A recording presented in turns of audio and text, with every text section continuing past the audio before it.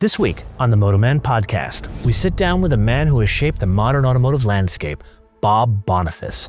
He's the designer behind some of the most iconic cars of the last 2 decades, and now he's back running design at the heart of American luxury, Cadillac. We get into all those details that ensure we preserve the essence of Cadillac in every vehicle we do. Before diving into Cadillac's future, we look back at his rather unconventional journey of going through an undergraduate degree. I didn't have the grades to go to med school. To get a regular job. I got a job with a mutual fund in Boston because I was an econ psychology double major at Vanderbilt. Only to go back to design school and then go on to joining the Justice League of Designers at Chrysler.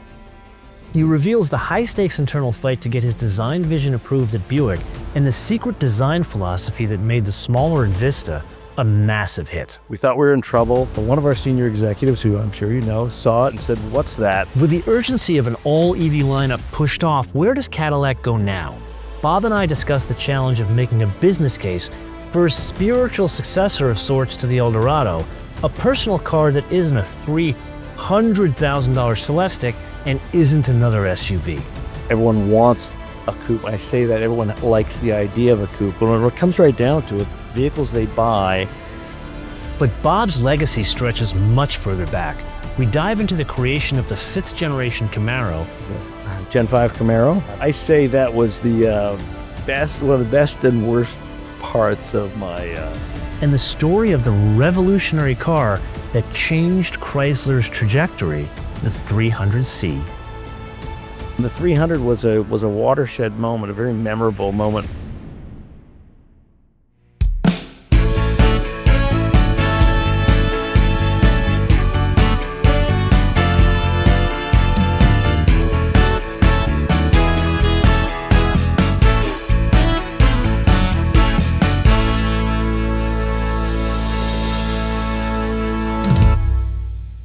Bob. Motoman. Cadillac House. Cadillac House. With a Cadillac. Seems to be so. Now we're going to put this off to the side because this is another episode. Yes. We won't talk about this right now. Big news, at least for the audience. You're back at Cadillac. I am. Tell me how that came about. Well, as you know, since you and I first met when I was in Cadillac, I was in Cadillac for about 5 or 6 years, moved to Buick for 7 or 8 years. We do personnel shuffling now and again, and they asked me if I'd be interested in going back to Cadillac since I had the experience in there, and I said, sure, why not? So just before we get into the Cadillac side, Mm-hmm. I thought it was fascinating, not that just you went to Buick, but the timing that you went to Buick. Yeah.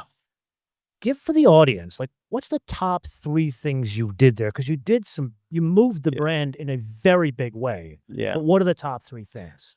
I can mention the top 3 product things. Let's go back a little bit and talk about, Buick was so big in China. So a large part of my role was overseeing a lot of the work done in China, a lot of trips to China to ensure that the brand language was compatible with what we were doing here in the States. So that was a big part of my role. But product-wise, I guess off the top of my head, Buick Wildcat. That was the Stunning car. Yeah, I'm glad you think so. That was the introduction of the new face for the brand. Now, the new face was the grille, the lamps, the new tri-shield, and that found its way across the entire portfolio. So I'm proud of that. That's memorable. The Buick Envista, which we did in our studio, that was a great project. So you did that from the start. We did. You picked out- Yeah, we did it, and then toward the end, since the car was being manufactured in Korea, we sent the data to Korea. They did some final detailing on the grille and so forth. But it was started, and most of its development was done here. So 2 things. The shield.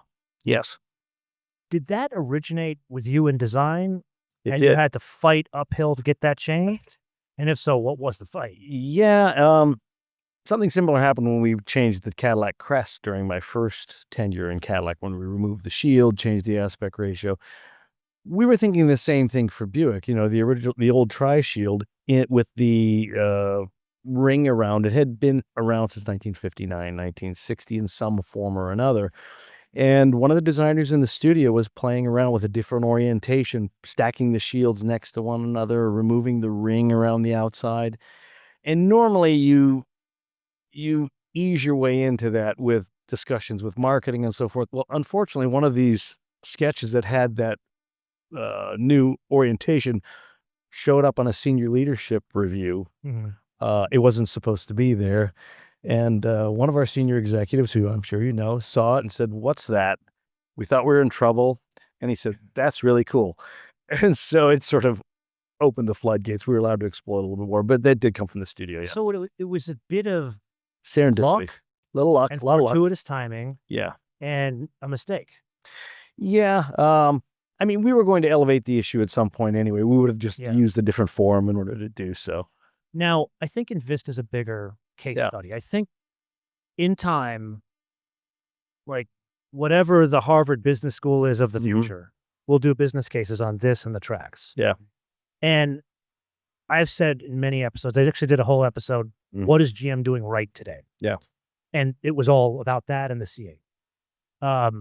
However, did that car take the reliance of the Buick brand off of China? Is there now more volume outside of China? I can't answer that. I mean, just because I don't know. I'm not avoiding the question. But certainly, I think it's selling in numbers exceeding our expectations here in North America. And the critical reception has been incredible. Like, no one in California bought a Buick. Like, Yeah. no one had it. Like, a Buick that age, sure. A Riviera. Yeah. But now, like, Invistas are everywhere.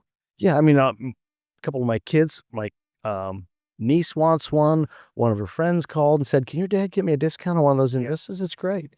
Funny thing about that, before we get off Invista, and I probably mentioned this to you in shows in the past, when we work in design, we work, 3, 4, sometimes 5 years into the future.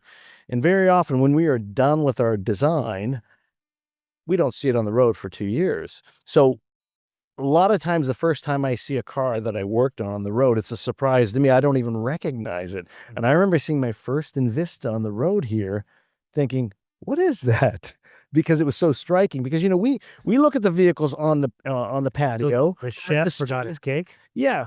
Well, but the thing is, even though we review the vehicles outside and look at proportion and graphic signature, you never see them in the context of modern day traffic or dynamically moving through traffic. So it takes on an entirely different personality. It's like Christmas Day. I mean, it's always good. You see it and you say, wow, that's cool. What is that? Oh yeah, I worked on that. The other interesting aspect about that car for me, Yeah. because you're the car guy friend of your group. Yeah. And I'm the car guy friend of my group. And so we're always the person that someone, hey, what do you think of this, this, and this? Yeah. Someone says like, what do you think of the Acura MDX? I don't. Yeah. What do you think of a GLS 63? Great, but don't own it past the warranty. Yeah. However, the people that are coming up to me about Invistas, they can afford more. Yeah. They can afford that GLS 63. That's right. They buy the Invista and the tracks Because they like it. and it proves the point. Bob Lutz, I just had an interview with him. And he says, people buy cars on beliefs. So I thought they were on design. And the belief is it's a good looking car. Yeah. I think that's what people are buying. Yeah. Okay, so let's switch gears now. Okay.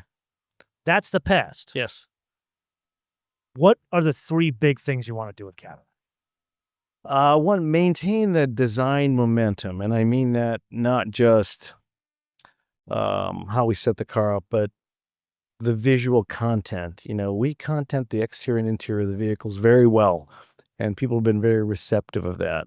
But when we talk about the design itself, Cadillacs and all vehicles, in my mind, have to start with proper proportions. So you look at a Cadillac Lyriq, for instance, has the long hood, the short overhang, big wheels, wide track, the cab is slid rearward.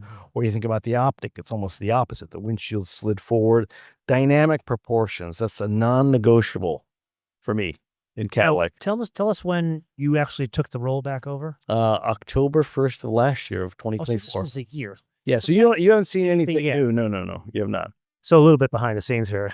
We are in the front of the Cadillac house at the GM Tech Center. We got a lot going on. We got construction over there. We got lawnmowers. We got road cleaners. Even we got some guy jamming his music back here. But that aside, Lyriq. Yes. I am of the belief, front 3/4 of that, super cool. But what's going on with why this like weirdo fastback thing? What's going on? Weirdo. Those are your words, not mine. I'm not. I want to know what's going on. Well, I can't give you any historical context to the design of the vehicle because I actually did not work on the Lyric. I think the Lyric looks great on the road. It doesn't look like anything else. Especially in like that tint coat burgundy Yeah, and it's the beautiful. blue, dark blue. The dark blue. Beautiful. Yeah, it's a beautiful car, and I know so many people who never considered a GM product, but they buy the Lyric simply because of how it looks, and the fact that it's a great EV Mm. is a plus. It's shockingly composed to drive for something that Yeah. weighs so much. That was my unique takeaway. And the biggest thing about that vehicle, and I think it's going to shape where we're going to go off in the direction of this discussion. It was the first, at least in my recollection, where Cadillac started doing switchgear and interiors Mhm. completely separate. Bespoke. Yep. Like it's not shared with any of the other GM products. So where do you go from here? How do you build on that now that you're running design? Well, so one of the things we have to do is maintain those things you talked about. So we have a set of internal Cadillac standards that the threshold for a vehicle to become a Cadillac, and a lot of it's very prescriptive. You can't do anything below this level of finish or this level of content or this size of wheel. We get into all those details that ensure we preserve the essence of Cadillac in every vehicle we do. So where does that come from? Does like Brian come up with that, or does Mary? Who decides? This is from Mary on down. Yeah. Mary and Mark are very, very involved and invested in ensuring that these Cadillac standards are ironclad, and every Cadillac, regardless of price range, will be a true Cadillac. Well, give me 3 specific examples of what that means. Like in the future, not like the Lyric has switchgear that's specific. We already know that. Yeah. A lot of it's material usage on the interiors, how much cut and sew, leather, finishes on the switches, unique switch gear, all of that sort of thing. And we get down into the granular detail of how our DRL, our light guides light and things like that, so they're not spotty. There are a lot of things like that the general public doesn't know or doesn't care about, but they are important. Well, I push back on you. They do care about it. They just don't know. They just don't know. It's one of those things like Yeah. you and I, you know the whole saga Yeah. of my car, of specking it. Yeah. And one of the key things I did with that car was I did the satin finish on the daylight opening. Yeah. And people look at a 911, it's like a 911's a 911. Forget about that as a GT. Yeah. Most people don't know what it is. But I've had like grandmothers come up to me and they're like, I don't know what's different about that 911, but it looks so cool. Yeah. And I think that's what people see. They don't know exactly what it is, but there's something different. Yeah. Like it's like movie production. Yeah. People don't realize that that high quality production, it's not what you see, it's what you hear. We make it look easy. Yeah. Even when you get into sheet metal quality and non-negotiables about how we flange metal and things like that. Is the sheet metal different in like a Lyric? Not in terms of thickness, but I'm saying sheet metal quality, consistency of highlights and things like that. It's we go the extra mile with Cadillac. So where do we go from here in terms of design? Like you guys, one of the things I find fascinating about General Motors, you made this roller skate. Put aside whether you like EVs or not. You made a roller skate. And you're the only one that's demonstrated the real value of electric cars in that you can put any carrying case on it you want. You already paid for the development down here. Yeah. So you made the Hummer EV, you made the Silverado pickup, and you made a Celestiq. What else can we do that's interesting? That's not an SUV that we see coming down the pipeline with a Cadillac badge. You mean what category of vehicle that's different than what we have? I know you're not going to tell me about. I'm not going to tell you. Like, I was going to say that's a very naive question. come on, we've known each other, what, 14 years? I've met your family. Yeah. Well, I will say, to answer your question, that's the beauty of having a flexible architecture, because we do side studies of what might be. Yeah. And I can't tell you what any of those are, but it does open up flexibility, the ability to do different categories of vehicle and different proportion vehicles, whether it's a low 2-seater or whether it's a tall SUV or whether it's something like the Lyric or what's next, or Celestiq, or what's next for Celestiq. It's a flexible way to design and engineer a car. Okay. You said it. I didn't. Yeah. What's next for Celestiq? I said the question, what's next? I didn't say I was going to answer the question. I already know. It's a convertible. You showed it at Pebble Beach. I can see it in your eyes. We're going to get that Soleil. Probably going to be crazy expensive, but that is a stunning design. It is a stunning design. We'll leave it at that. That's the Italian tell right there. We know we're getting it. I'll put money on it. Where's this guy come from? California, actually New York. Is there a business case? Like, I know you're the design guy, but you clearly understand the business side because you've been doing this for so long. Is there a business case to make something like this? Are you pointing at this car? Yes, at this car. A business case for making an 85 Eldorado? Well, maybe not an 85 Eldorado, but not an SUV, something that's more personal and something that's not $300,000. A coupe, in other words. Yeah. Everyone loves coupes. Everyone wants a coupe. I say that everyone likes the idea of a coupe, but when it comes right down to it, the vehicles they buy vehicles that have more utility, the ability to carry more passengers or more things. So you've seen coupe volume share of the market dropping over the past couple of decades. So it's tough but not impossible to make a business case for a coupe. It's sometimes on the outside looking in, but we can do it, and we always propose doing it. Some of them make it through. A lot of times they don't, but for a lot of good reasons. So I don't think you know this. I have a very good friend of mine who owns a group of car dealerships, and he's got a couple of Cadillac stores. And to quote him, he says, the Escalade IQ, best Cadillac he's ever driven. And I would agree. Great. It's an amazing vehicle. But sales-wise for him, they're not really selling. It's the car that pays the bills for his multiple stores is the gas-powered Escalade. Yeah. And clearly things have changed in governments around the world, and there looks to be more runway for ICE. Where do you see that taking Cadillac now that the urgency has been pushed off in a complete EV switch? Yeah, those long-range plans, especially with respect to powertrains, are very sticky because they are related to what the regulatory climate is. But we like to think we've got a good balanced portfolio of ICE vehicles and EV vehicles, and we can toggle up or down, move those sliders up or down, depending on where the volume needs to go. And that's a great thing about a company like General Motors. We have so many architectures, so many different powertrains. We're flexible in our ability to respond to market needs. Do you see yourself continuing down the path where you got the, what do they call, the Ultium platform, and which does not cross paths with the pickup trucks that the Escalade's made of? Or do you see yourself going to like the BMW paradigm where it's one platform and you could do electric or ICE?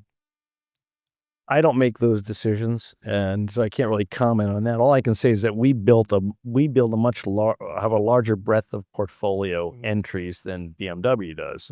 And so the idea that you can have one architecture satisfy 50 or 75% of your portfolio entries probably isn't going to work, So we do have to have small, medium, large, at least, So that's all I'll say about that.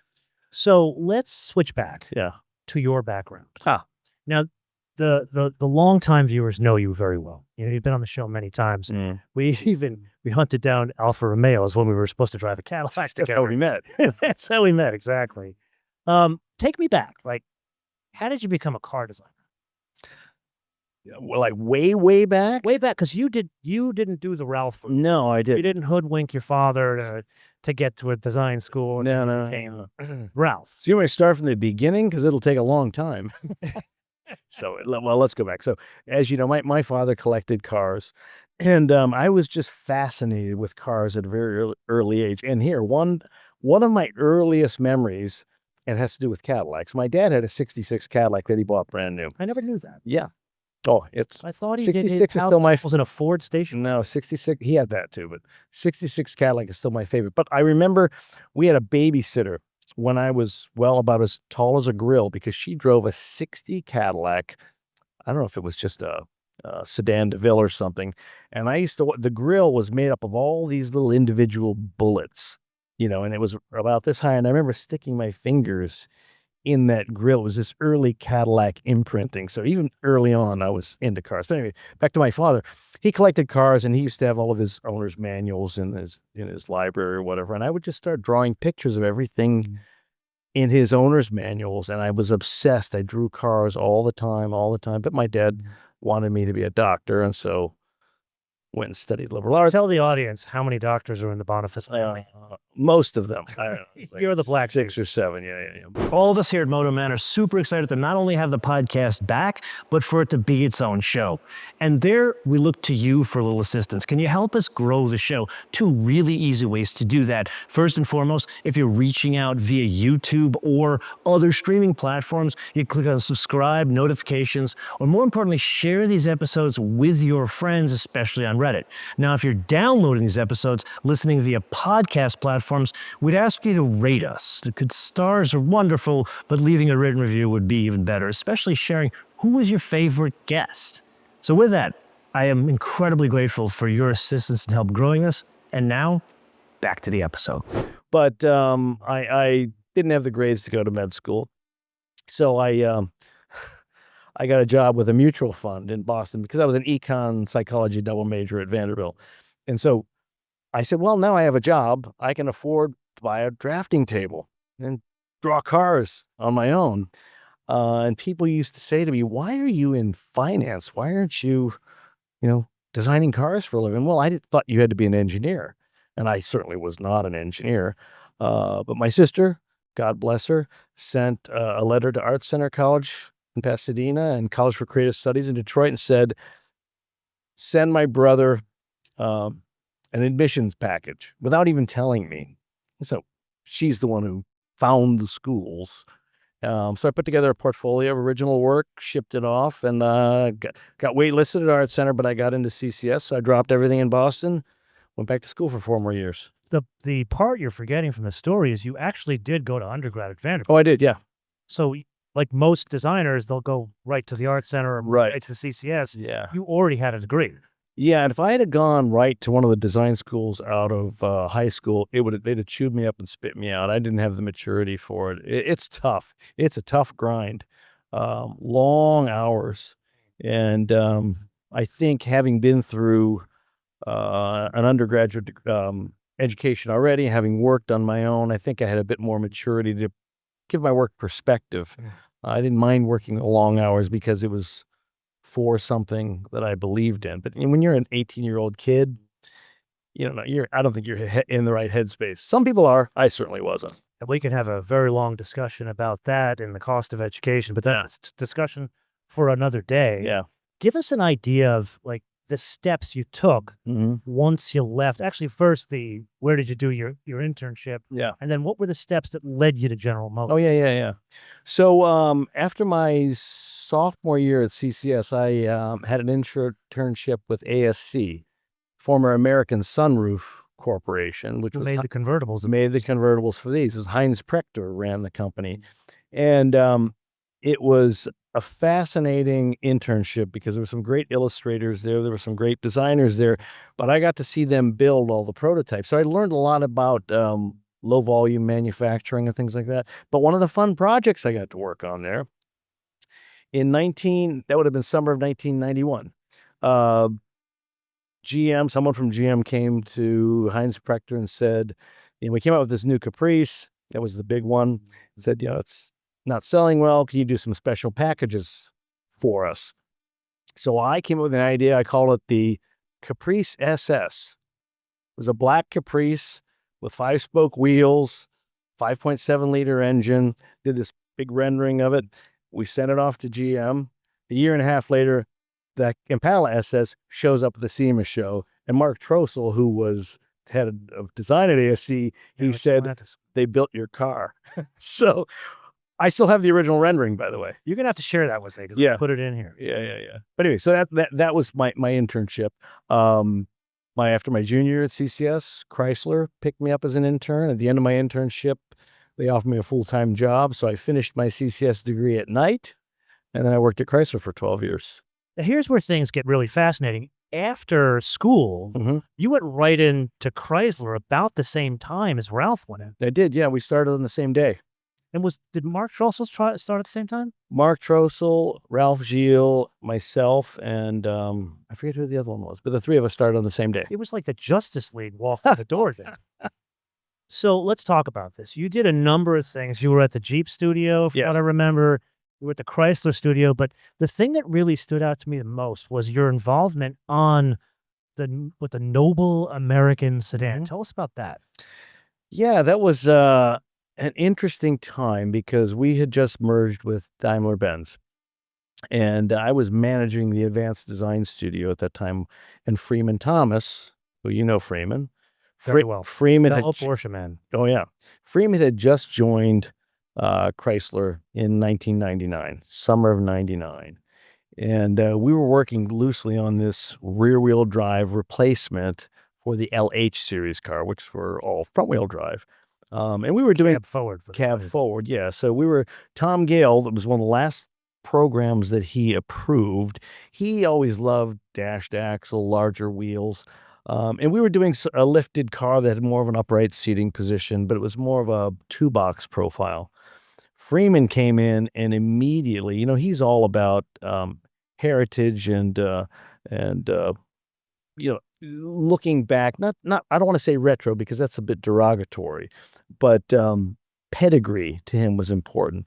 So he loved the original Chrysler 300, the 55 300C. So we got one into the studio, and one time during lunch, just he and I are standing there on the floor. He grabbed a roll of tape. Like I said, we had this sort of lifted fastback car, and he taped this profile, notchback-ish, three-box profile on the clay, and the car was born at that point. So I give Freeman 99% of the credit for that car's existence. Yes, I was managing it, and we worked really closely on it. A lot of the underpinnings were Mercedes 300 E-Class underpinnings. Would you say that was a big reason that car existed, that they had an existing Yeah. rear-wheel drive architecture? Yeah, and we had to do some suspension modifications because a much bigger wheel and tire combination on the 300 than the E-Class ever had. But yeah, that's probably what made the program pencil. And we already had a transmission, had our differential, all those sorts of things, seat frames and all that sort of stuff. But yeah, the 300 was a watershed moment, a very memorable moment in my career, even though I didn't take it into production, but we did the size and proportion model, which we called, what did we call it? I forget, because our size and proportion model was in the Chrysler Museum for a while. But it was fun, and working with Freeman was always fun. Design was always first for him. But yeah, that was in our studio. So, how did it who would really be the person that made that a reality? That car. Yeah, well, Tom Gale was still the head of product development at that time, so Tom approved it. And he had senior leadership's ear at the time, all the way up to Dieter Zetsche, who was the CEO. They loved the idea.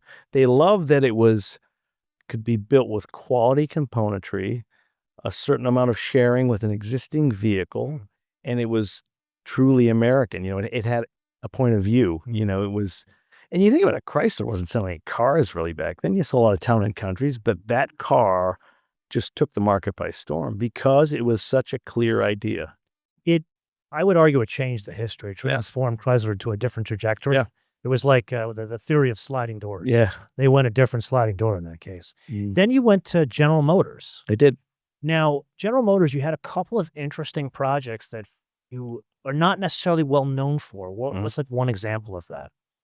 Well, the Gen 5 Camaro. Absolutely.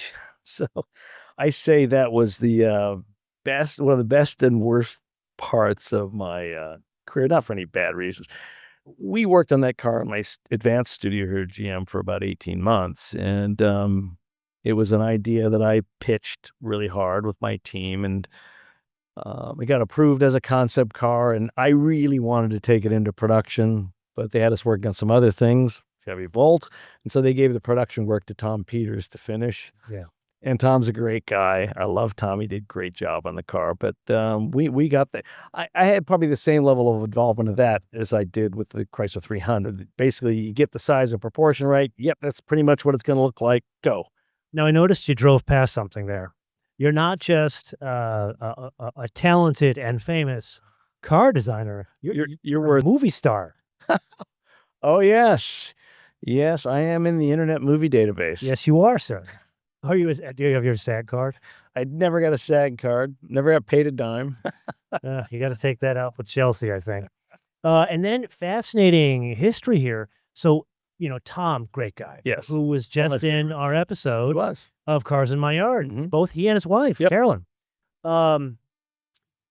You guys had different interpretations of what the Gen 5 Camaro was supposed to look like. What was his and what was yours? Yeah, ours was a bit more of, I guess in retrospect, more retro, more abstracting cues from the '69 Camaro, whereas Tom took the flavor. He basically took the center line of our car. They looked really similar, Yeah. but he exaggerated some of the sheet metal brakes a little bit more, a little bit angrier face. It had a bit more attitude, more of a coarse grill texture. Yeah.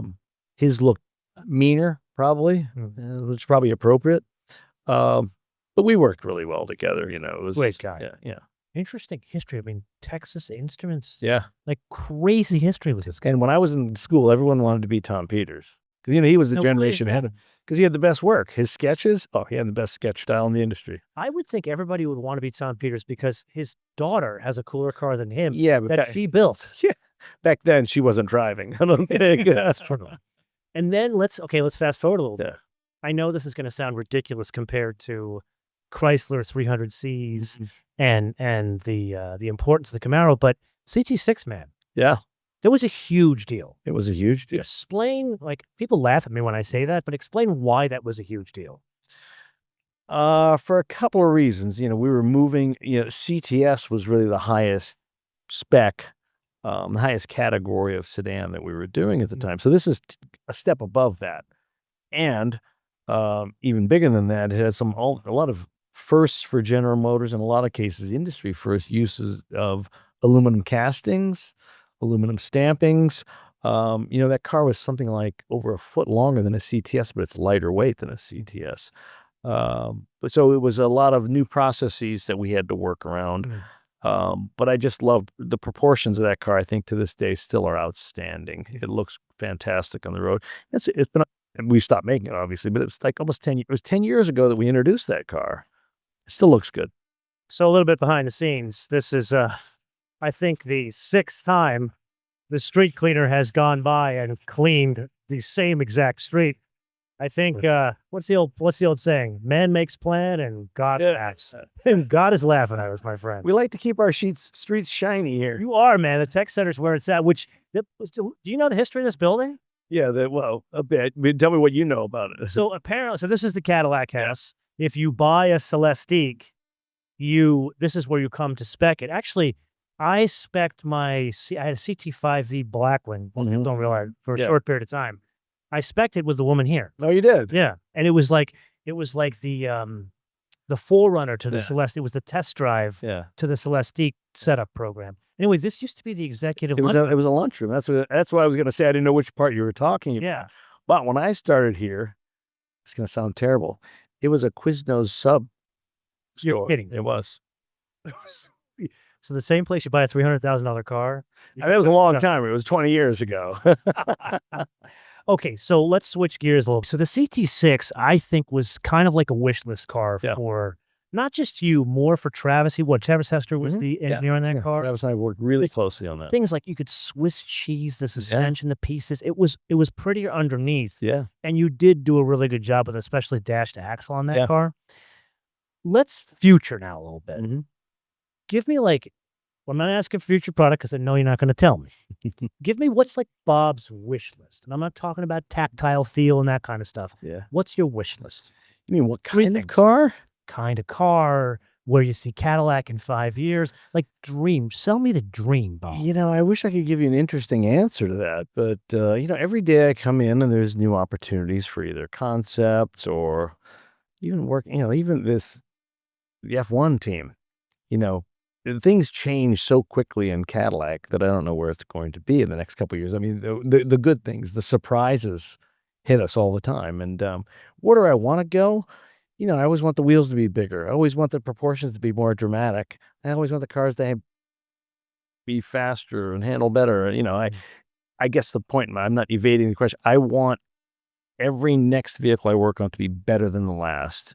I never, nor does anyone on my team ever just sit back and rest on our laurels. We're always looking for a better way. That's not just in design. I know that my counterparts in chassis development, powertrain, feel the same way.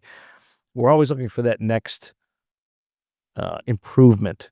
And so I don't sit back and say, God, I wish I had a a 2-seat, 6-meter long car with 5,000 horsepower. I don't think of it in that way.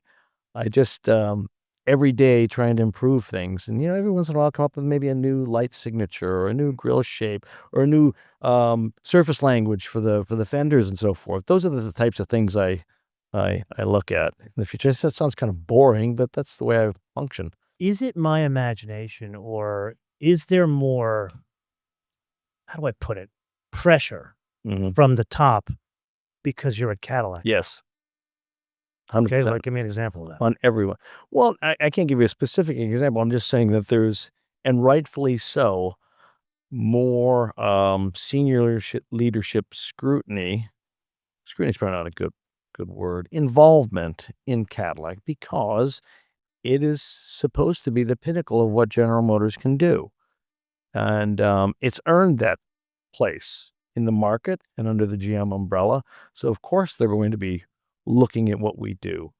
They're not looking for us to screw up, and they're not, policing us, but they're interested. They're involved, all the firsts. They're going to go into Cadillac, powertrain development. Who gets the best Cadillac gets the best. So we have to have the best people in there. People can stand the heat, like Brian Nesbitt, our boss, says Cadillac's a hot kitchen. If you can't stand the heat, we'll put you, somewhere else. But you got to want the energy, have the passion for it, and be able to take the pressure. Is it like back in the days when this building was new, where everything cascades down from Cadillac? Not everything, but certain things, of course. Things like Cadillac's got to have the best user interface. Cadillac's got to have the most powerful powertrains available, the best material usage that General Motors can do, all of that sort of thing. There are some areas where some of the other GM brands are at parity, and some of the things, battery and EV efficiency and so forth. Yeah, those things are at parity. But Cadillac, in many areas, has to be the best. It has to stand for something, Like I talked about these Cadillac standards of design. There's standards across the board for Cadillac, because Cadillac has to mean something. In the malaise era, I think a lot of brands, a lot of companies drifted off course, and the brands didn't mean as much as they should have or could have. Brand means a lot these days, and Cadillac is a very focused point of view, and we want to maintain that.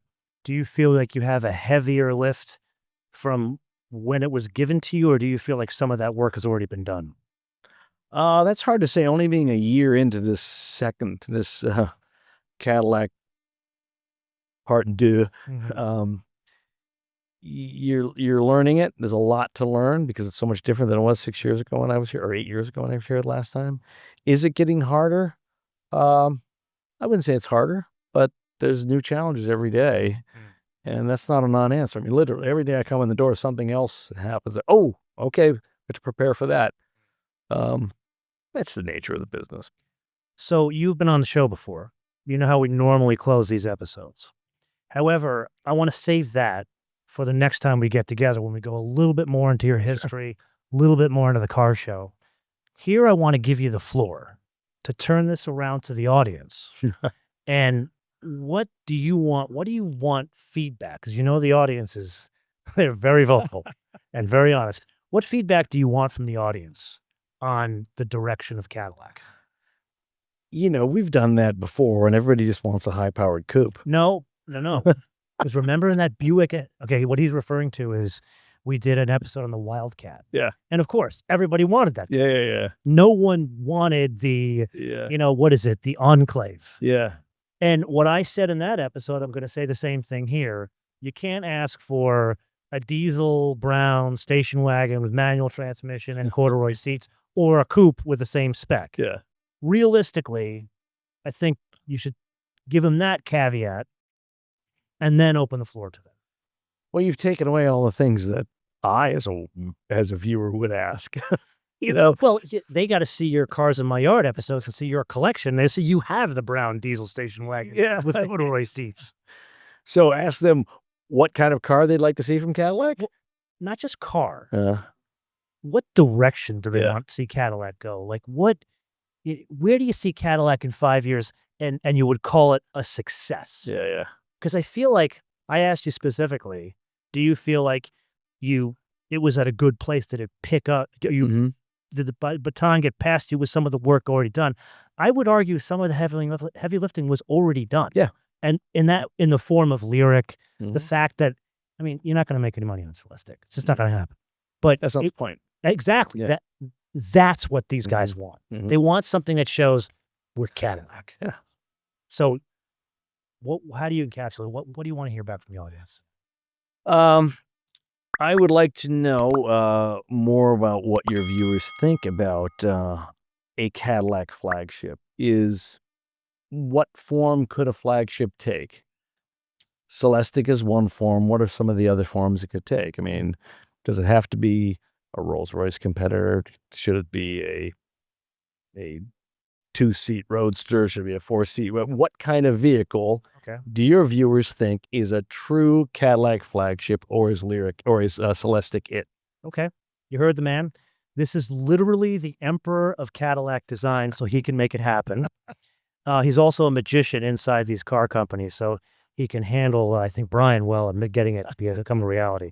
Bob, I can't thank you enough, not just for taking the time, but, I mean, it was loud. There's no doubt about it. It was loud. But this setting of Cadillac House with a real Cadillac behind us, he is excited about the Cadillac. Oh, this isn't the Celestic? See, if you squint. Bob, thank you so much. What a man. Great seeing you. Until we see you in the next episode, bis später.